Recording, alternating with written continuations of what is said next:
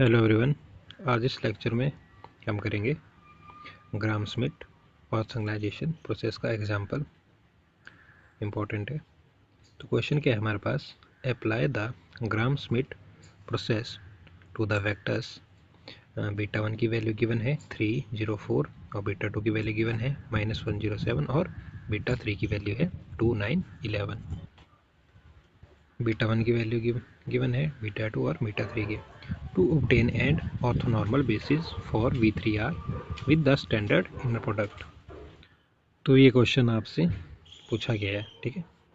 तो आपने इसको किस तरीके से करना है, तो करते हैं इसका सॉल्यूशन में क्या करेंगे हम, apply the Gram Schmidt process to beta 1 beta 2 and beta 3 we obtain the following vectors. तो अगर आपने ये थ्योरम पढ़ी होगी ग्राम स्मिथ ऑर्थोगनाइजेशन प्रोसेस, तो उसमें आपको पता है कि जो हमारा अल्फ़ा 1 है वो बीटा 1 के इक्वल होता है। क्लियर। तो हमने लिख देना है कि alpha 1 is equal to beta 1 और बीटा 1 की वैल्यू आपको इधर गिवन है 304, वो हमने इसमें पुट कर दी है। क्लियर।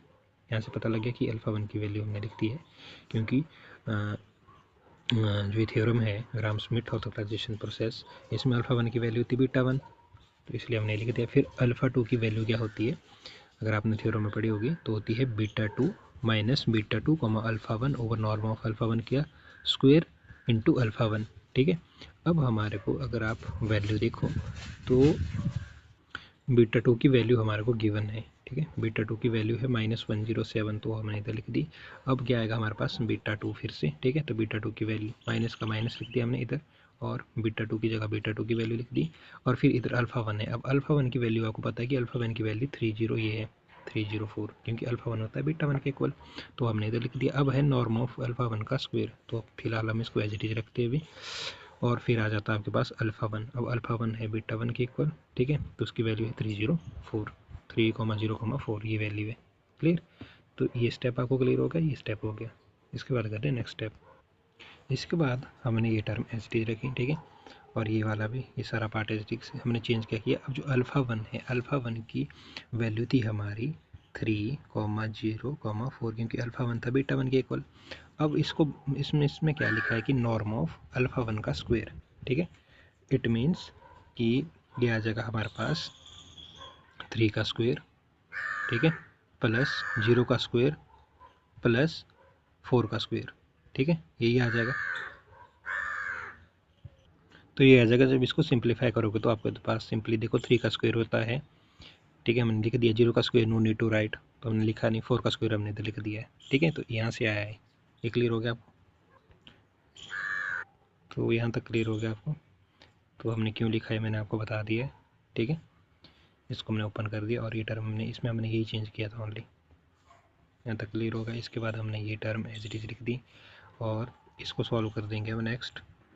ये टर्म एज इट इज होगी, और इसको करेंगे अगर हम सॉल्व, तो अगर डिनोमिनेटर देखिए हम, तो 3 का स्क्वायर और 4 का स्क्वायर, 3 का स्क्वायर होता है 9 और 4 का स्क्वायर होता है 16, 16 प्लस 9 हो गया 25, ये क्लियर हो गया।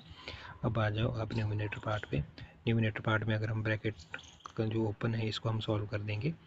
अब -1 और इंटू 3 कितना होता है -3, 0 इंटू 0 कितना होता है +0, ही हो गया, ठीक है। और 7 इंटू 4 कितना हो गया 28, ठीक है। इसमें सिंप्लीफाई कर दिया हमने, क्लियर, मतलब मल्टीप्लाई कर दिया है जो ब्रैकेट के अंदर ये टर्म थी, और ये वाला डिनोमिनेटर पार्ट हमने सॉल्व कर दिया है। फिर ये टर्म हमने एज इट इज रखी। यहाँ तक स्टेप क्लियर हो गया। फिर आ जाओ नेक्स्ट स्टेप में। तो इसके बाद हमारे पास आ जाएगी, ये एज इट इज लिख दिया हमने। अब इसको सॉल्व करेंगे न्यूमिनेटर, तो -3 और 25 ये आ जाएगा 20, पॉजिटिव का 25, और डिनोमिनेटर में 25 है तो 25 ये आ जाएगा 1, ठीक है। तो 1 मल्टीप्लाइड बाय दिस टर्म ये आ जाएगा यही, ठीक है। तो ये आ जाएगा 25 और 25, और ये term as it is means की 1 नहीं, तो 1 मल्टीप्लाइड बाय 3,0,4, तो ये टर्म आ जाएगी, तो नो नीड टू राइट। तो यहाँ पर ये हमारा ये टर्म आ गई, लेफ्ट हैंड साइड हमारी ये थी, सॉरी जो ये इससे पिछले वाली वैल्यू थी। अब इसको फिर से सॉल्व करेंगे तो ये आ जाएगा -1, ब्रैकेट ओपन कर दिया इसका, सिंपल सब्सट्रैक्शन करना है। अगर इधर प्लस होता तो प्लस करते, इधर माइनस है तो माइनस कर देंगे। तो -1 और -3 होता है -4, और 0 और 0 होता है 0 -0 होगा 0, और 7 -4 हो गया 16। तो ये निकल गई हमारी अल्फ़ा 2 की वैल्यू। क्लियर? अल्फ़ा 1 की वैल्यू हमारे पास अल्फ़ा 1 होता है हमारे पास बीटा 1, तो ये निकल गई हमारी अल्फ़ा 1 की वैल्यू। अल्फ़ा 2 की वैल्यू हमने फार्मूला लिखा था, तो अल्फ़ा 2 की वैल्यू यहाँ पर हमारी ये आ गई -4,0,3। अब निकालनी है हमने अल्फ़ा 3 की वैल्यू। तो अल्फ़ा 3 होता है हमारे पास beta 3, alpha 3 is equal to beta 3 minus beta 3 alpha 1 over norm of alpha 1 का square into alpha 1 minus beta 3 alpha 2 over norm of alpha 2 का स्क्वायर इंटू अल्फ़ा 2। तो ये फार्मूला होता है अल्फ़ा 3 का, आपने पढ़ा होगा थ्योरम में, ग्राम स्मिथ ऑर्थोगोनलाइजेशन प्रोसेस में। तो अल्फ़ा 3 हमारा इसके इक्वल होता है। अब आपको पता है कि जो बीटा 3 की वैल्यू गिवन है क्वेश्चन में दी हुई, क्लियर, जो कि है 2, 9, 11, वो हमने इसमें लिख दी है। फिर बीटा 3 की माइनस का माइनस, बीटा 3 की जगह 2, 9, 11। फिर जो अल्फ़ा 1 है, अल्फ़ा 1 की वैल्यू है alpha 1 is equal to beta 1, जिसकी वैल्यू है 3, 0, 4, ठीक है, स्टार्टिंग में ही है जो। और फिर जो नॉर्म ऑफ अल्फ़ा 1 का स्क्वायर है वो आपको मैंने बताया था कैसे निकालेंगे आप। तो 3 जो अल्फ़ा 1 की वैल्यू है वो 3 और 0 और 4, ठीक है। तो नॉर्म, जब इसकी नॉर्म का स्क्वायर निकालेंगे तो आ जाएगा 3 का स्क्वायर प्लस 0 का स्क्वायर प्लस 4 का स्क्वायर। तो 0 का स्क्वायर लिखने की ज़रूरत नहीं है, तो हमने सिंपल ये लिख दिया है। और अल्फ़ा 1 की वैल्यू ये है, क्लियर, 3, 0, 4। और इधर जो ये अल्फ़ा 1 है इसकी जगह पे हमने ये लिख देनी है वैल्यू। ओके, यहाँ तक हमारा ये स्टेप क्लियर हो गया, ये वैल्यू तो तक लिख दी।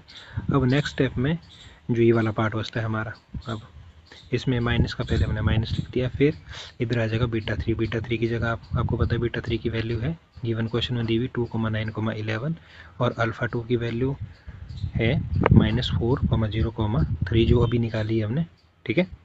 और अल्फ़ा 2 की वैल्यू ये है, ठीक है, जो हमने इधर आप चेक कर सकते हो, ये हमने निकाली है अल्फ़ा 2 की वैल्यू, क्लियर। तो और इसके बाद अल्फ़ा 2 की नॉर्म का स्क्वायर, अल्फ़ा 2 की नॉर्म का स्क्वायर का मतलब है कि जो अल्फ़ा 2 की वैल्यू थी हमारे पास -4, 0, 3, इसकी नॉर्म का स्क्वायर, तो ये आ जाएगा -4 का स्क्वायर प्लस 0 का स्क्वायर प्लस 3 का स्क्वायर, ठीक है। तो 0 को लिखने की ज़रूरत नहीं है, तो हमने लिख दिया इधर सिंपल। यहाँ तक क्लियर हो गया स्टेप। फिर यहाँ तक क्लियर हो गया, फिर हमने इसको ही सॉल्व किया नेक्स्ट स्टेप में सिंपल, और इसको किया सॉल्व, बाकी हमने एच डी की टर्म। अब 3 का स्क्वायर होता है 9, 4 का स्क्वायर होता है 16, 16 प्लस 9 होता है 25, तो इधर हमने 25 लिख दिया है। और इधर हमने स्टेप में चेंज किया है, -4 का स्क्वायर होता है 16 और 3 का स्क्वायर होता है 9, तो 16 प्लस 9 हो गया 25। तो इस स्टेप में ये चेंज किया हमने, बाकी टर्म एच डी रखी। नेक्स्ट स्टेप में हम दोबारा से इसको सॉल्व करेंगे, ये टर्म एच डी रख दी हमने। फिर आ जाओ नेक्स्ट स्टेप में, 2 × 3 होता है 6, क्लियर, 2 × 3 6, 9 × 0 होता है 0, प्लस 11 × 4 होता है 44, सिंपल मल्टीप्लाई किया है, ठीक है। और 25 का 25 एज इट इज़, जो डिनोमिनेटर में है 304 भी हमने एज डी रख दिया इधर। फिर इसी तरीके से सेकंड पार्ट जो ये है इसको सॉल्व करेंगे। 2 × -4 होता है माइनस का 8, माइनस का निशान वो एज डी रखा हमने बाहर, ठीक है। और 9 × 0 होता है 0, प्लस 11 × 3 होता है 33। ये क्लियर हो गया। इसको मतलब जो ये ब्रैकेट के अंदर के टर्म थे इनको हमने सिंपल मल्टीप्लाई कर दिया है। 25 का फर्स्ट टर्म को हमने फर्स्ट टर्म के साथ, सेकंड को सेकंड के साथ, थर्ड को थर्ड के साथ, बीच में प्लस का निशान, क्लियर। और न्यूमिनेटर डिनोमिनेटर में आ गया 25 एज इट इज़, और ये टर्म हमने लिख दी एज इट इज़ यहाँ पर। ये यहाँ तक क्लियर हो गया। फिर इसके बाद ये टर्म हमने एज इट इज़ रख दी इधर, और इसको सिंप्लीफाई, तो ये 44 + 6 होता है हमारे पास 50, ठीक है, 50, और डिनोमिनेटर में है 25, 25 2 जा 50, ठीक है।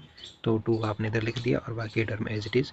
फिर इसी तरीके से ये 33 - 8 होता है आपके पास 25, ठीक है। तो 25 / 25 ये आ जाएगा आपके पास 1, तो ये आ जाएगा 1, और 1 मल्टीप्लाइड बाय दिस टर्म, तो ये टर्म आ जाएगी -403, तो माइनस का माइनस एज इट इज़, ठीक है। यहाँ तक क्लियर हो गया। फिर ये टर्म एज इट इज़, अब इसको सिंपल मल्टीप्लाई कर दो अंदर 2 को, तो माइनस एज इट इज़ रखा, 2 × 3 हो गया 6, 2 × 0 हो गया 0, और 2 × 4 हो गया 8, 2 4 जा 8। ये टर्म हमने एच डी रख दिए। अब इसको फिर से सिंप्लीफाई करोगे तो इसको सिंपल माइनस करना है, 2 माइनस 6 आ गया, क्योंकि बीच में माइनस का निशान है तो ये माइंड में रखना है। 2 माइनस 6 आ गया -4, 9 माइनस 0 हो गया 9, 11 माइनस 8 हो गया 3। क्लियर, ये पार्ट सॉल्व हो गया यहाँ तक। अब करो इस टर्म को सॉल्व और इस टर्म को, ठीक है। तो ये आ जाएगा आपके पास -4 और इधर माइनस तो माइनस माइनस हो गया प्लस, ये आ जाएगा 0 और 9 माइनस 0 आ जाएगा 0 और 3 और इधर माइनस से तो 3 माइनस 3 आ जाएगा 0। तो जो आपके पास जो अल्फ़ा 3 की वैल्यू है वो आ जाएगी ये 0 9, 0। यहाँ तक क्लियर हो गया। तो इसके बाद these vectors are clearly non zero and mutually orthogonal, hence जो हमारा अल्फ़ा 1 है, अल्फ़ा 2 है, अल्फ़ा 3 है, is an orthogonal basis for R की power 3। An orthogonal basis is, वो उसके लिए जो फार्मूला होता है वो होता है अल्फ़ा 1 ओवर कर्ली ब्रैकेट के अंदर norm of alpha 1, alpha 2 over norm of alpha 2, alpha 3 over norm of alpha 3। Simply आप इसको लिख सकते हो। अब जो अल्फ़ा 1 है तो एच रखा आपने। अब अल्फ़ा 1 की नॉर्म का मतलब है कि जो आपकी अल्फ़ा 1 की वैल्यू क्या थी 304, ठीक है। अंडर रूट में आपने इसको लिख देना है सिंपली, और 3 का स्क्वायर प्लस 0 का स्क्वायर प्लस 4 का स्क्वायर, तो उस वो हमने लिख दिया है। इसी तरीके से अल्फ़ा 2 का अल्फ़ा 2 की वैल्यू क्या निकली थी -403, ठीक है। तो उसी को लिख देना है अंडर रूट में, इस तरीके से उसका स्क्वायर लगा दिया और बीच में प्लस का निशान, ठीक है। इसी तरीके से अल्फ़ा 3 की जगह हमारे पास अल्फ़ा 3 आ जाएगा और अल्फ़ा 3 की वैल्यू थी हमारे पास 090, तो इसको सॉल्व करके आ जाएगा 0 और 9 का स्क्वायर प्लस 0। तो इसको अगर आप सिंप्लीफाई करोगे तो ये आ जाएगा अल्फ़ा 1 का अल्फ़ा 1 एज इट इज़, 3 का स्क्वायर होता है 9, 4 का होता है 16 और 16 प्लस 9 होगा 25, 25 का अंडर रूट होता है 5 और इसको सॉल्व करके वो 25 आ जाएगा और अंडर रूट होता है उसका 5। इसका आ जाएगा 9 का स्क्वायर होता है 81, 81 का रूट हो जाएगा आपके पास 9 आ जाएगा, ठीक है। तो अल्फ़ा 1, अल्फ़ा 2 और अल्फ़ा 2 और अल्फ़ा 3 साथ में लिख दिया हमने। वैल्यू आ जाएगी 1/5, 1/5 और 1/9। यहाँ तक क्लियर हो गया। तो यहाँ तक आपको क्लियर हो गया ये वैल्यू कैसे आई, ठीक है। फिर इसके बाद जो x1, x2, x3 उसको आप इस तरीके से लिख सकते हो। क्लियर, तो ये था इसका सॉल्यूशन। तो इम्पोर्टेंट आर्टिकल है, अगर एग्ज़ाम में आता है तो 8 नंबर का पूछा जाता है इसका एग्जाम्पल। कई बार थ्योरम ही आ जाती है। तो कई बार ये जो आर्टिकल है वैसे पूछा जा सकता है। बीटा 1 की वैल्यू दी होगी आपको, बीटा 2 की दी होगी, बीटा 3 की, और तो उसमें जो वैल्यू होगी 4 भी दी होगी। जैसे इधर दी है 304, 3,0,4, उसमें एक वैल्यू और होगी, ठीक है। तो इस तरीके के अगर एग्जाम्पल आते हैं तो आप इस तरीके से उनको कर सकते हो। तो अगर ऐसे क्वेश्चन आपको आते हैं इस टाइप के, तो बस उसके लिए फार्मूला यही रहेगा। आपको पता होना चाहिए कि अल्फ़ा 1 को अल्फ़ा 1 बीटा 1 के इक्वल होता है और अल्फ़ा 2 किसके इक्वल होता है, ठीक है। फार्मूला आपने थ्योरम में देख लेना है। और अल्फ़ा 3 बस फार्मूले से ही है, बाकी अंदर मैंने बता दिया इसको कैसे सॉल्व करना है। क्लियर, तो आपको फार्मूला पता होना चाहिए पहले, ओके।